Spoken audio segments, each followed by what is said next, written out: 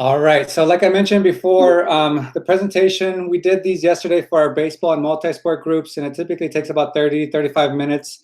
At the very end, if you guys have questions, feel free to either chat them in, or at the very end, we'll open it up and you guys can unmute yourself and ask a question there as well. So whatever works best for you. We do have a guest speaker today from Scottish Rite for Children. So he'll be joining us in a little bit as well, but I want to make sure I first introduce myself and introduce the program, and then we'll jump into the details about the league. So my name is Isaiah Rojas.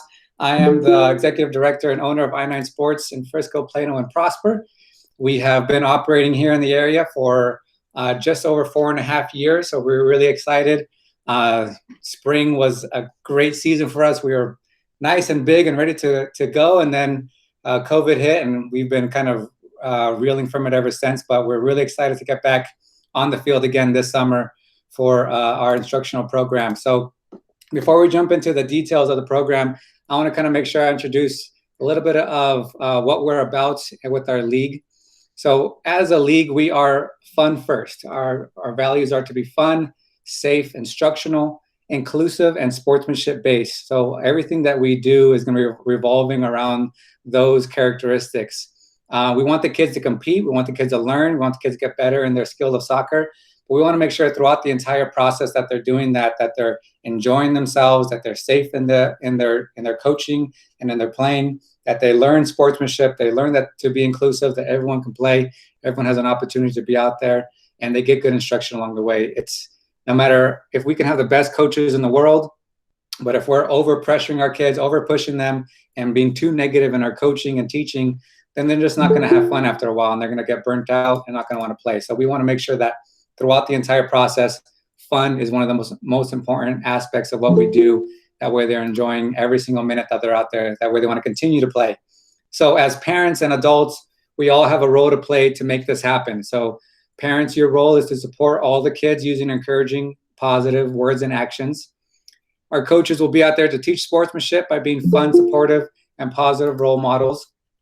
And our staff will be there to promote fair play through a safe, organized, and fun environment. So we feel that as adults, if we all fulfill our roles, we all hit our goals and achieve our roles, then we'll provide our kids a great positive sports experience. So that's a little bit about us and kind of the foundation of I9 Sports. Now I wanted to take a few minutes to introduce our guest speaker, John from Scottish Rite.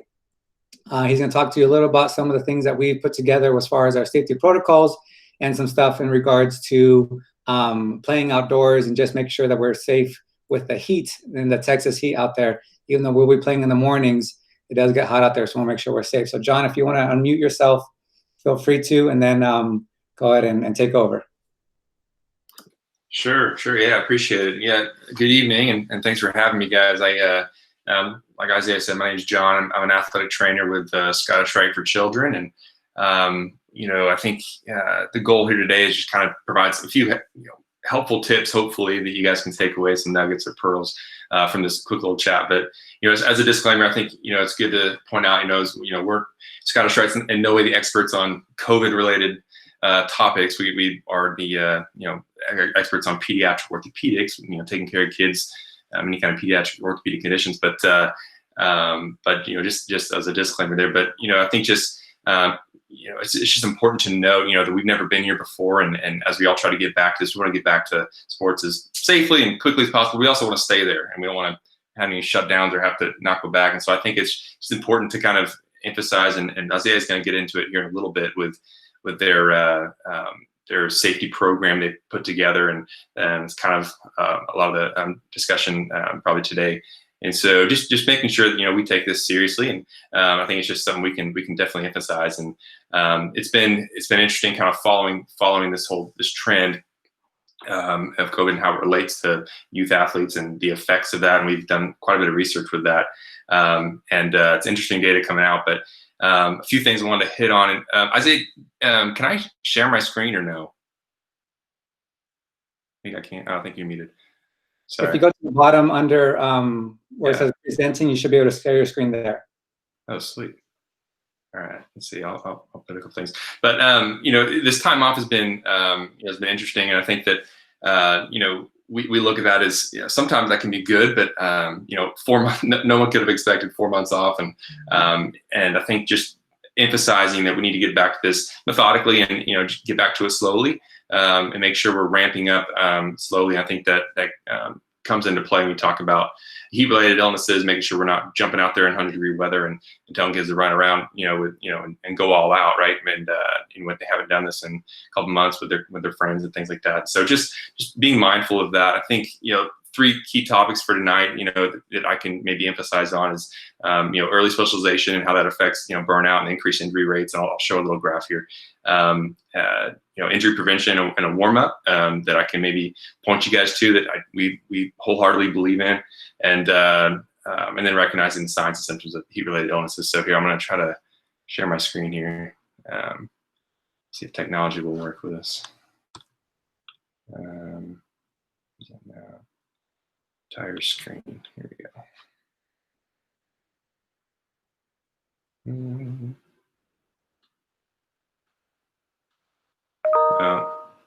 I guess I can't share my screen. That's okay. But let's see. First, you can always share your graphs afterwards, John, if that's okay. Yeah, no worries. So first thing, early sport specialization, what that is, just choosing one sport and only playing that. I think it's just important that we remember that kids, really the data's coming out that kids should not specialize in one sport until high school, if they're going to do that. And I think that even through high school, it's important to keep your options open. But if you're going to play one sport, really focus on one.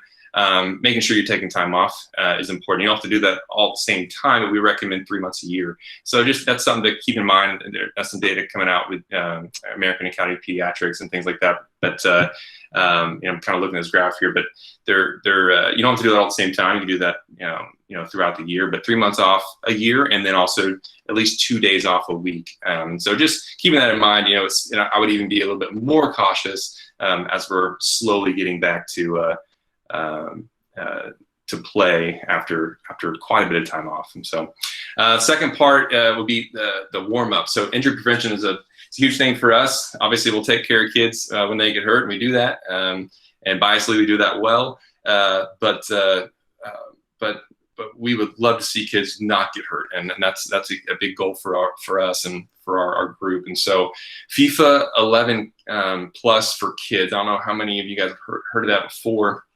But FIFA 11 is the program that they developed, and basically it's a 15-minute warm up with 7 exercises, and they all have 5 progressive stages to them, and so it's kind of gets a little complicated, and the actual manual is like 70 pages long, but great data. I mean, 38% fewer match injuries, 56 fewer serious injuries like ACLs, things like that. And believe it or not, we see this in kids, in the age range you guys are at. So this is really geared towards kids like 5 to 14-ish.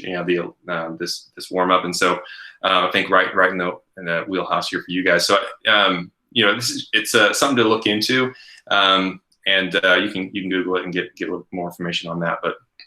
And YouTube is probably the best friend on learning how to do that and implement that instead of reading a 70-page manual. But FIFA 11 Kids is a great warm-up tool to kind of implement, and whether that's a parent, on a team, kind of looks into it and kind of helps do that with the coach, or the coaches want to do that. I think that's something to really consider.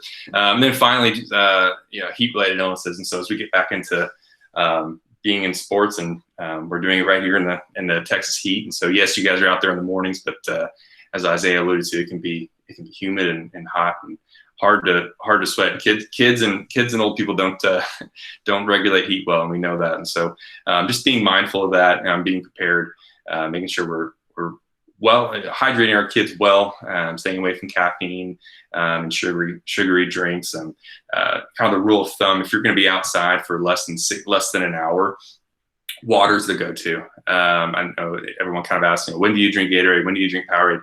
And things like that. And we just say, hey, if you're outside, even if you're outside, for less than an hour, water's the go-to. Now, there are some considerations if you're a heavy sweater, you or just don't have, don't drink water well. You need to drink something, so that's okay. Especially if you're outside in this heat, you're going to be sweating, so Gatorade's okay. But focusing on water, especially before and after. So I think that's pretty much it. Just kind of wanted to give you some little pearls or tokens to take away from this and implement this year. And best of luck to everybody. And I'm excited to get back to youth sports, as I'm sure you guys are, and so are the kids. So I'll let you guys get back to your meeting, and I appreciate your time. Thank you, John. Appreciate you joining us again. Yeah. And if you guys have any questions for John related to warm-ups, related to heat, related to anything related to kids' injuries, let me know. We can always send me an email. I can forward that over to John. He can get you guys some resources that you can need. Scottish Rite has been our sponsor for the summer and fall season, so they've provided us some resources on keeping kids active and making sure that they're healthy while they're out there playing. So we'll be passing that along to you guys throughout the season as well. So appreciate you, John. All right, so let's go ahead and jump back into the soccer season that we have coming up. So some notes that we wanted to touch on first is we do have a coaches meeting on Thursday at 6 p.m. This is going to be another virtual meeting for all of our coaches and volunteers. So if you are a coach, assistant coach, a team helper, team parent, please join us for that meeting. If you would like to be a coach or a helper or team parent, maybe you can't be there every week, but on the weeks that you are there, you want to help out, please join us for that meeting. We want to get you involved and let you know what the process is and what to expect on the coaching side. So that's going to be Thursday at 6. I wanted to touch on our rain out procedures, because even though it's summertime, just like we saw yesterday, we do get thunder and lightning and a lot of rain on the summertime. So if we do have to cancel, or basically every single day at 7 a.m., our weather hotline, this phone number here, will have a recorded message that you can call into and hear a recorded message as to what's going on with the league. So it will say, hey guys, today's July 12th, all games at our fields that are on today, we expect them to play everything else. Or, hey guys, today's games have been canceled because of rain and thunder, or whatever the case might be. So that hotline is always updated at 7 a.m. and then as needed thereafter. If we do have to cancel games because of weather, we update the hotline, we email the parents, we update the website, and then we call all of our coaches. And so that way you guys are well informed of what's going on before you guys get there. And just in case you guys didn't get the email, or the emails go to the wife and you're dropping off the kids that day, or whatever the case might be, our staff is always going to be there for the first hour and a half, just to make sure if anyone comes in after we've canceled, that we can kind of let them know what's going on and send them home for the day. If we do have any cancellations during the season, we do have August 23rd and August 30th as our makeup dates. So keep that in mind as potential dates that we might be playing. And basically what will happen is if, say, for example, we cancel July 12th, everything gets pushed back a week, and the schedule just moved back 1 week from there. As far as equipment needed for the season, for soccer, cleats, athletic shoes, soccer or shorts or athletic pants, shin guards are the one piece of required equipment. They have to have shin guards to play, and a water bottle for sure, especially in the heat. This season, we highly recommend that you bring your own ball. So for our ages 3 to 7, our Tykes and Pee Wee divisions, it's going to be a size 3 ball. For ages 8 and above, it's going to be a size 4 ball. We have balls and cones for the coaches to use for the practice, but just to limit sharing and that kind of thing, it might be good to have your own ball. And soccer is one of those sports where you can have your own ball and no one else should be touching it. And if they are, they're kicking it, so it's not really like a touching it with their hands. So if you can bring your own ball, great. If not, we will have balls there that we'll be cleaning, and they'll be there for you guys to use every single week and for the coaches to use. But it's just a recommendation for you guys this season. Also recommend getting soccer socks. They can just be regular soccer socks or athletic socks, or just any white socks like this little guy has on here. The shorts can be any color. The jerseys that we're using this season are a reversible jersey. So it's a red and black, and the reversible side is a blue and neon green. So those are the kind of color combinations. So if you want to get black, red, blue, orange socks or whatever else, that works perfectly fine. And then we'll pass out that reversible jersey on opening day. So just that way, if you haven't gotten that yet, That's why it's going to be there on opening day. If you ordered shorts by chance through the I9 Sports website, those get mailed directly to you. Only the jerseys is what we pass out on opening day. All right, so what to expect opening day. Opening day this season is going to be different than before. Typically, when we get everyone to the field with their teams, we have a big team meeting with everybody, with all the parents, and the staff will run a quick introduction meeting, and then we typically send you to the field with your team, where you'll have a team meeting with all the parents and the kids. We're not going to do that this season. We're going to try to eliminate situations where we have groups and people huddle up together. So instead, when you guys get to the field, our site manager will greet you at the check-in table, and he'll show you what field you're at. When you guys get to your field, for example, for soccer, you guys will be going to field 3, most likely, all of you. When you get to field 3, there'll be a coordinator or 2 there waiting for you. You'll let them know your name. Hey, my name is Damari Porterfield. He'll say, hey, Damari, you're on this team. He'll send you to your team, and the kids will stay there with the team with their water bottles and all their stuff, and you'll go ahead and head over to the sidelines. For our younger ages, 3 and 4-year-olds that might be having a hard time leaving mom's side for that first day, they haven't been around people for a long time. They've been quarantined forever, so they might be even more shy than normal. If you want to stay with them, that's fine. Just kind of, stay a couple feet away. That way they can kind of have their space. That we're distancing ourselves. But at that point, they'll head straight to the field with their team. The coaches will pass out their jerseys. The kids will get their jerseys on. They'll make sure everything's fitted correctly. They'll introduce themselves, and then they'll jump straight into their practice. So if you get a jersey that's the incorrect size, or for some reason we have 2 kids that have number 1, let the staff know that's going to be there at the site, at the field with you guys. Hey, I need to get another number, or I need to get another size, and they'll go to the table. They'll exchange your jersey, and they'll bring it back to you. That way, again, we're not getting people huddled up at the check-in tent and waiting in line and things like that. We'll go back and forth and take care of that for you guys. So for the practice, each team will have half of a field to use for practice. They'll have their balls and their goals there on the field ready for them, and our coaches will lead out in practice, as well as our I9 sports staff leading and supporting them as well. For most age groups, they'll practice for 30 to 35 minutes, and then we'll jump into the soccer scrimmage game right after that. So please arrive 5 minutes early and arrive dressed to play that day. Don't come in pajamas and sandals thinking that you're just going to get your jersey and go home. Come ready to play with your water bottle, and we'll have a full practice and a full game that day. So that's why on the schedule it shows you coming in about 10 minutes early today, the first week. That way you can get your jersey, get everything situated, and then start your practice. After that, you'll come straight to your field for practice. You want to come in early.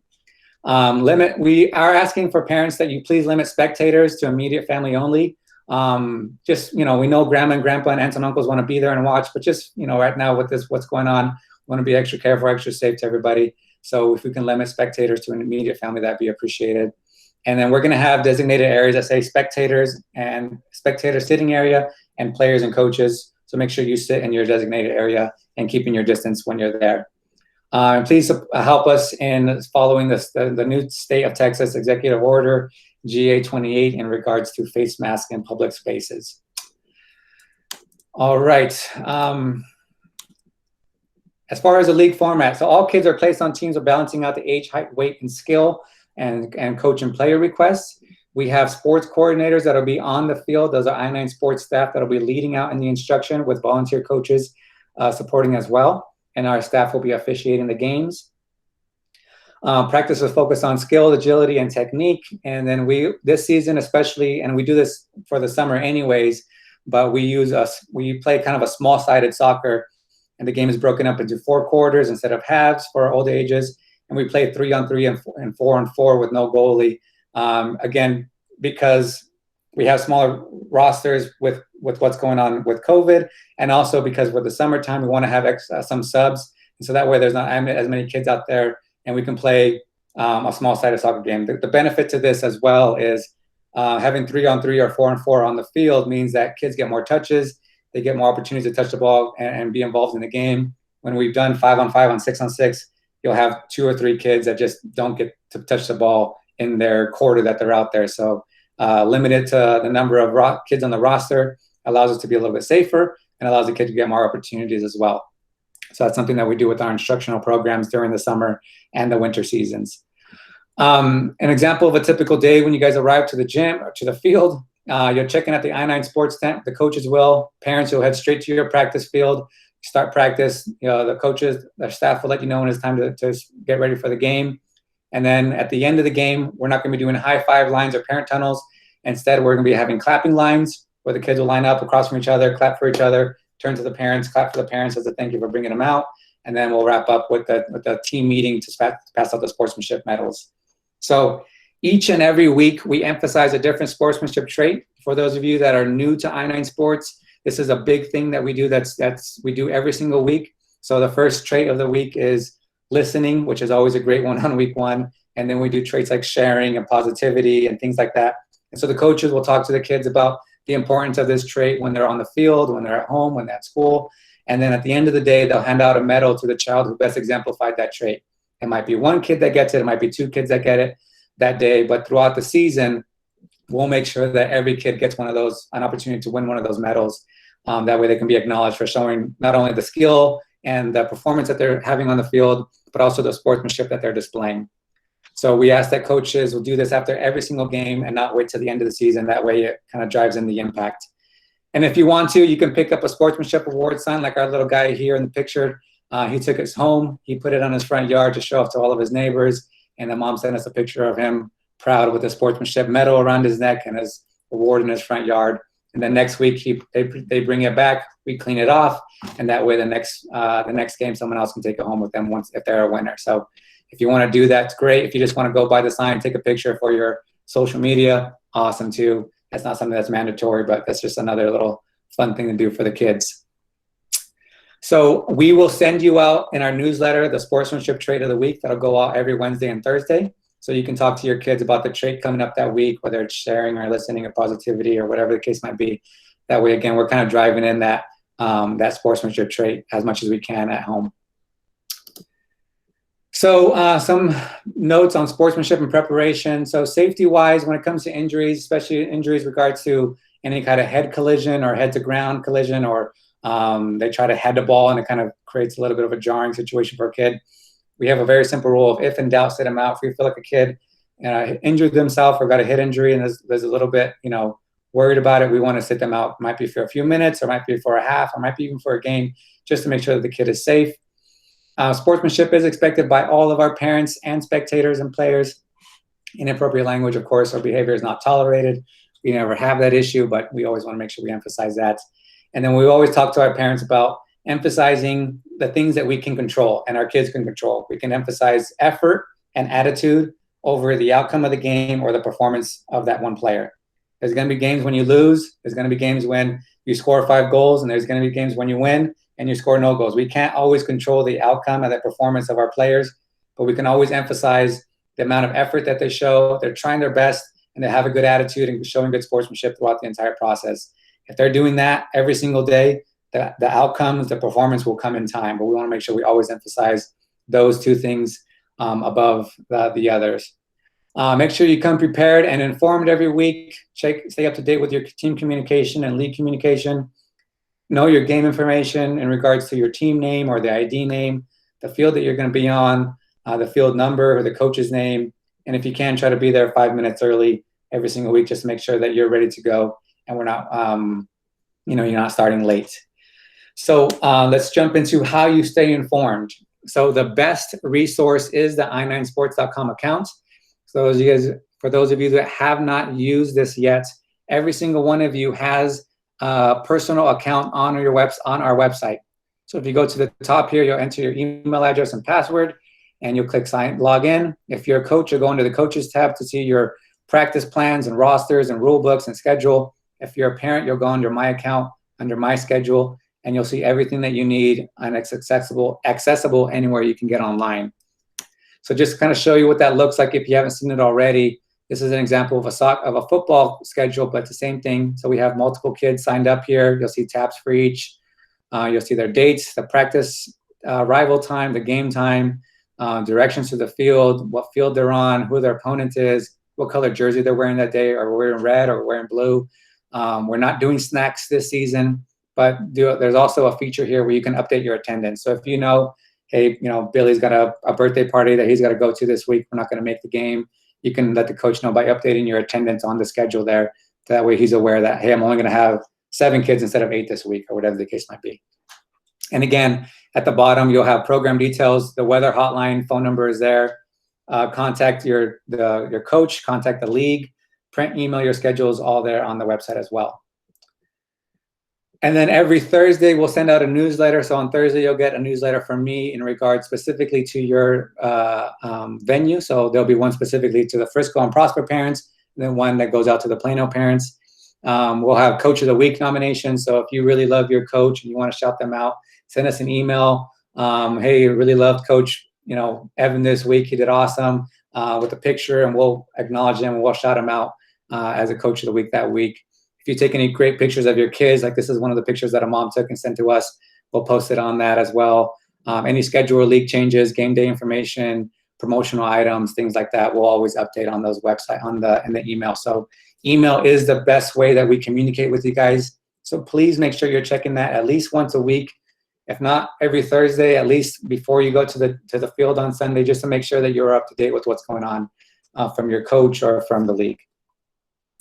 And then, of course, if you have any questions on site, you can find one of us in the I9 Sports staff shirt, like you see here. We'll be on the field helping you. The sports coordinator will be on the field helping coach and officiate the games. And we'll have site managers at the check-in table that are in charge of the operations. So if there's any questions, issues, concerns, anything positive you want to share with us, we love hearing those things as well. Please let us know. Please find one of us, and we'll be sure to help you guys out while we're out there. And I wanted to show you real quick kind of the field layout of what it's going to look like at each venue. So I know it's kind of a small picture, but Old Shepherd Park, you'll see field 1 is where we have football, our soccer. Field 3 is where we have our football program. Field 2 is T-ball, obviously.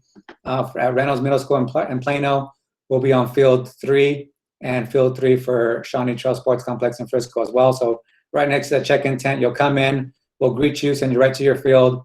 You'll practice on one half of the field with your team, and then you'll play a game right there. So there'll be signs saying, usually this middle area is for our parents, or for our players and teams, and the outside area here will be where all our parents and spectators will be sitting at. So just kind of be aware of that. Then obviously we'll have restrooms and everything else and parking close by for that too. So we'll send you this map as a little more detailed with exactly what your field is going to look like on Thursday. So you can look for that coming on Thursday as well. So what I wanted to do now is spend some time going into our safety protocols. So we have some protocols for our parents, for our staff, for our players that I wanted to share with you guys.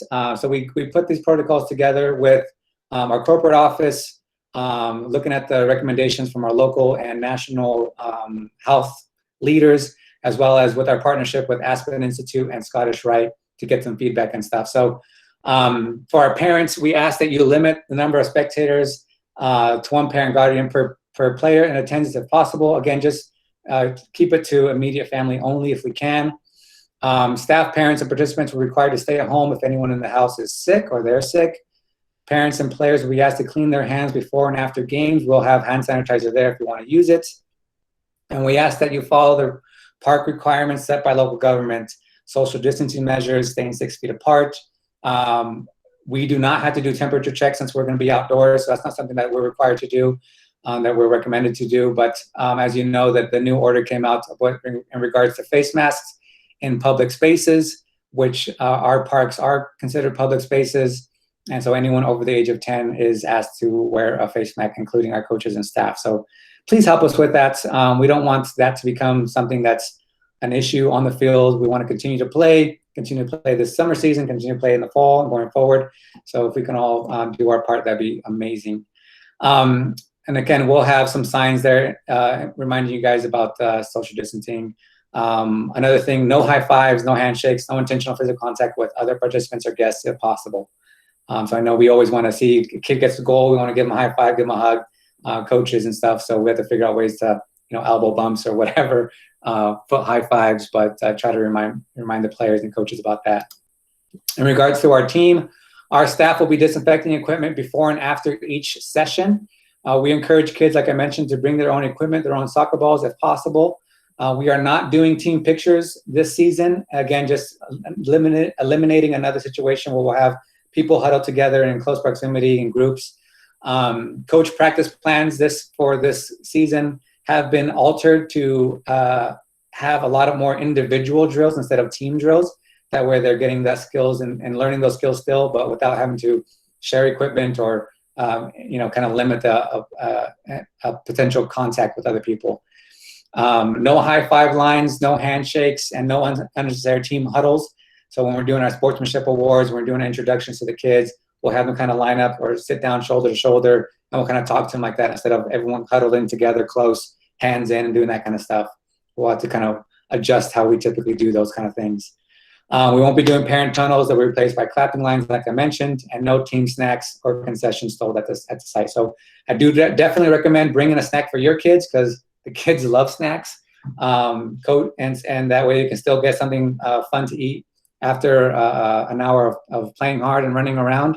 But we're just not going to be doing the team snacks for everybody, where a mom brings a snack or dad brings a snack for the entire team, and we take turns doing that. So this is in regards to any on-field issues with sickness or injuries. If a child gets injured at the facility, we'll assess and treat the child if it's minor. We do have staff on site that are first aid and CPR certified, and we'll have a first aid kit on site as well.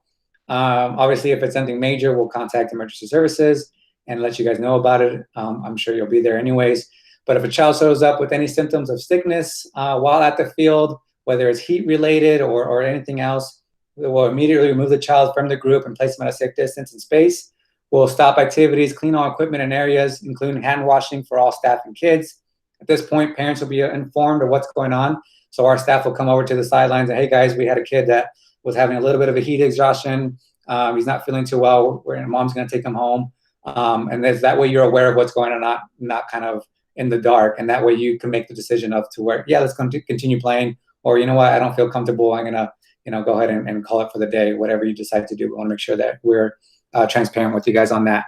And then please inform the staff of any allergies, health concerns, behavioral issues, or mediations that's required with your kids. We do have kids playing in our sports programs that are ADHD or ADD or on the autism spectrum or different special needs. So if you have a child like that, we love having them in our programs. It just always helps if we know about it and if our coaches know about it. That way we can better support you guys there. And then lastly, some safety notes from our staff and our coaches. All of our staff and coaches are background checked, trained, and certified. As recently as March of 2020, we partnered with Sterling Volunteers to run our background checks. They also do ID verification and give us monthly personal updates for each and every person that's background checked. So this is the most thorough background check system in the US. Almost all school and youth sports background check systems do an annual check. So you get checked once in March of 2019. You don't get another update until March of 2020. So if something happened in that year, we won't know about it, but they might still be coaching. So now we get monthly updates to make sure that our staff and our coaches are safe to be around our kids. So that's something new that we added. Again, like I mentioned before, we do have CPR and first aid certified staff on site, and our staff will be washing hands, cleaning equipment before and after each session. If you have any questions on our safety plan, I know I kind of ran through that pretty quickly, but if you have any questions on that, please let me know. I'll be happy to share that with you guys or answer any questions that you might have. On a final note, we do still have spots open, but I wanted to make sure you guys are aware of our Refer a Friend program. We love it when parents talk to their friends and family about our leagues, and this is a way for you to make a little bit of money there. So if you have 5 friends that you say, hey, we love the program in the summer, we want to come back in the fall and bring some friends with us, you can refer them through the website under the My Account tab, and you'll get $10 for every single referral that you get. So you're telling your friends about the program, your kids are enjoying it because they're playing with their friends, and you just got $50 off your registration. You can do that every single season. There's no limit to that, so it's a nice way for us to just say thank you for sharing our programs with other people, and we appreciate that. Please follow us on social media. Make sure you tag us on any posts that you do. We love seeing kids out there on the field and with fun pictures and videos. I wanted to again just shout out our sponsors, Scottish Rite, as well as Rich Woods Academy, who's a partner of ours in Frisco. So that is our presentation, right at 35 minutes, so right on time. If you guys have any questions, feel free to unmute yourself. If you want to chat in a question, feel free to do that.